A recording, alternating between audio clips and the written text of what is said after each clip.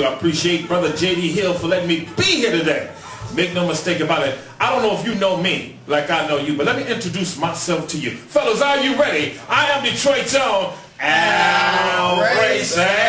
Make no mistake about it. Good to be. I got my co-star in the house, Rockstar. What's up, baby? Baby, hey, just coming out back from our family reunion, man. Weekend, long weekend, man. I'm glad it's over. Right. I had this brother on before, and for those who do not know, this young brother has an organization as to where, from the judicial, I can't say that word, judicial, one of y'all say it for me, system, when the youth go through there, the runaways and all that, this brother has programs to save the youth. Brother, let's talk about this. Elaborate. The name of the program is called Save the Shorties, and what we do primarily is deal with saving kids in the urban community. Right, The name of my ministry is called Hip Hop House of God Global Ministries. We're a full federal 501c3 nonprofit organization. Right. And my primary focus is, like I said, going to the hood, snatching these kids out of gangs, out of violence, getting them out of drugs, selling them, using them. It's no other ministry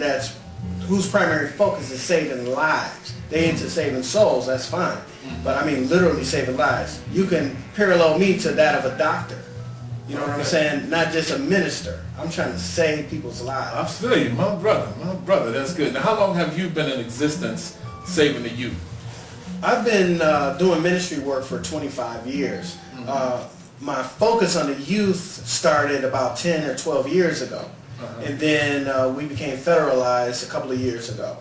So in ministry, 2.5 decades, working with the youth as a primary focus, 12 years, and our federal status, 2 years. Okay, now we want to find out exactly how they run. Now, if a young man, a young lady goes through the system, and the system contacts you, is that how it goes? It depends.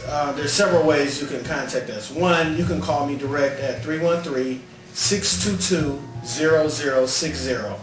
And if you're a teacher, a parent, a family member, a friend, and you know there's a kid in trouble, you can call me direct and we can set up an appointment to come take care of the situation. If it's an emergency, we'll stop what we're doing and deal with that situation. I do phone counseling if there's a kid that needs to talk to someone that's going to help them with their situation as they are without being judgmental. They can call me direct. Parents can call, schools, city government, you name it. We handle it all.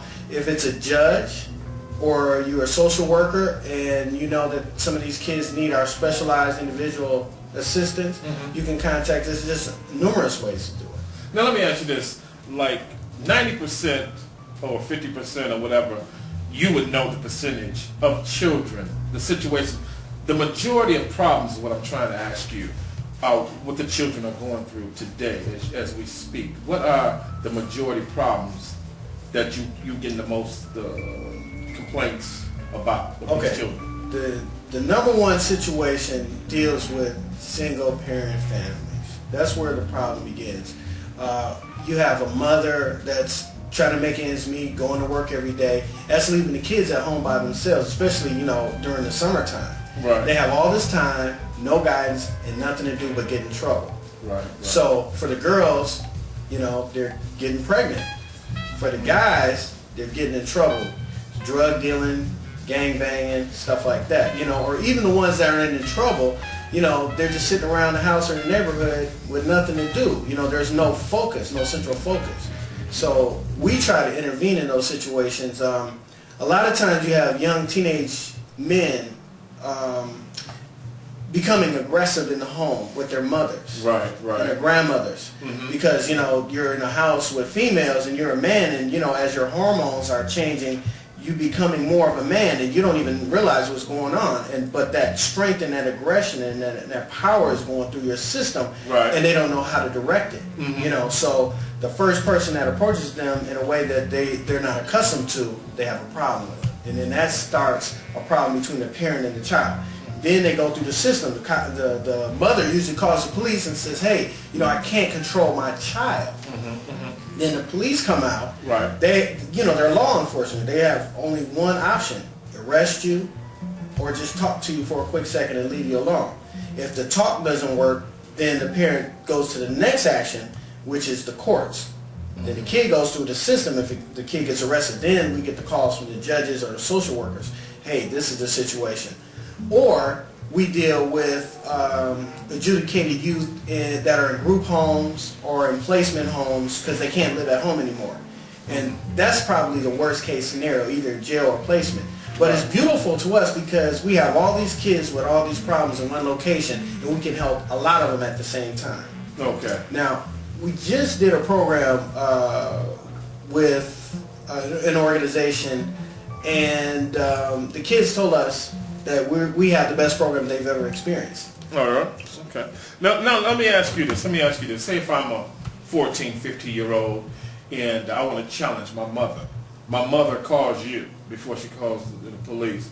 Okay, what would you do to try to get me to calm down, get me to respect my mother more, to get that discipline in me? What would be the first thing you would do?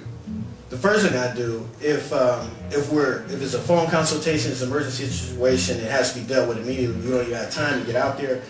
I would ask put the child on the phone, or if they have a speakerphone, I'll talk through the speakerphone, and I'll ask the young man to have a seat. First thing, calm yourself. Young man, I want to talk to you. My name is L.A. Porche. I'm the founder of Hip Hop House of God Global Ministries. I understand exactly what you're experiencing. Just give me a moment to talk to you. If you don't like what I have to say, if you don't understand what I'm saying, then you don't have to speak to me. It's no problem. But there's no pressure. That gets them to calm down because it's non-confrontational. Okay. I'm not yelling, I'm not screaming, I'm not having any problems with them. So their ears and heart is open to hear what I have to say. Okay. Then I tell them, you have to realize something very important in this situation. You are the man of the house. You're the man of the house. If there's no father in that home, you have to represent that position. You cannot fight the woman of the house and be the man of the house at the same time. It's impossible. So if they realize their position in that family is very critical, that puts them on a different plateau, a different mental understanding of what they're supposed to do, their responsibilities. And then I talk to them about those responsibilities of being a man in the house. Okay. What is your role?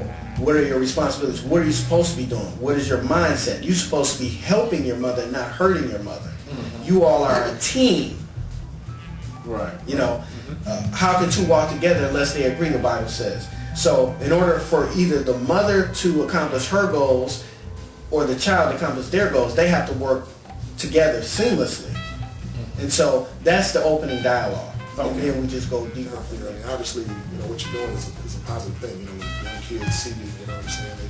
They follow trends. You know, kids follow trends. You know, the videos and different things like that. You know what I'm saying? It's a beautiful thing. What inspired you to get out there and make that difference? I mean, did you go through a life-changing experience yourself? Talk about, you know, what was it that made you decide, hey, I want to do something for these kids out here? It was a couple of different things. One was the L.A. riots. Seeing, you know, after Rodney King beating, it really moved me. I was like, why are these people destroying their own community? And then I did some research, and the same thing happened in Detroit during their riots. And when you look at what's happening in Los Angeles County with the gangbanging and the murders every day, you know, we don't have that type of problem here. We have young people killing young people during the crack cocaine epidemic in the 80s and early 90s, but you know, it stayed off a bit now. You know, it's more under control, you know, with law enforcement and everything. Right. But knowing that these kids are out here killing each other over turf, over a neighborhood, I mean, that's just insanity. Yeah, it is. Yes, it you know, and I said something has to be done. And something has to be done where it's focusing in on the kids at their level, young people. And we're not talking about just little kids. We're talking about from 8 years old to 35 years old, you know, because everything you see in hip-hop is created and influenced by people over 30. Right. You know, like, for instance, Polo, Ralph Lauren. I mean, the guy's over 60. Right. You know what I'm saying? Right. Russell Simmons, he's in his late 40s, I believe. You know what I'm saying? Right. Sean P. Diddy Combs in his 30s. Right. You know, these aren't kids trying to be young. These are grown men expressing themselves, and kids are being drawn into that. They are idolizing these men. These are grown men. You know, right. So when you see a person like me dressed who I am, I'm dressed like a grown man, and kids dress like me. You see what I'm saying? most people that don't understand the culture don't understand it. You know.